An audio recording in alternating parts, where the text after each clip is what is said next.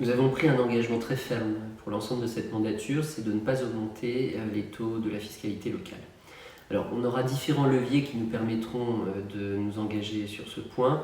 C'est-à-dire que le premier, c'est celui du redéploiement de dépenses, puisque à l'issue de l'élection, nous procéderons à un audit, ce qui est une démarche habituelle à l'occasion d'une alternance, qui nous permettra d'identifier les marges de manœuvre sur le budget municipal.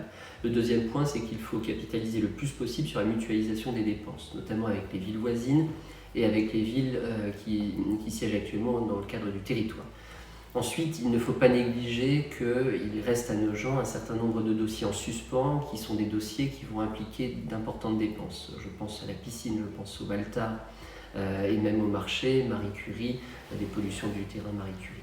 Alors, pour cela, et lorsque l'on sait qu'on est en train d'investir pour des dizaines d'années, il est légitime et n'est pas scandaleux de s'intéresser à la capacité d'emprunt d'une ville. Les taux actuellement sont extrêmement faibles, parfois même négatifs, et si on s'engage pour très longtemps, on peut envisager d'augmenter un petit peu notre endettement.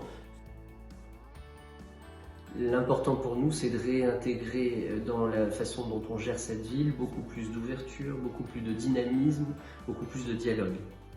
Donc déjà sur la méthode, notre projet porte sur un changement de gouvernance complet, avec beaucoup plus de transparence, d'échange avec la population et permettre à cette population, lorsqu'elle le souhaite, de s'impliquer dans les décisions qui la concernent directement.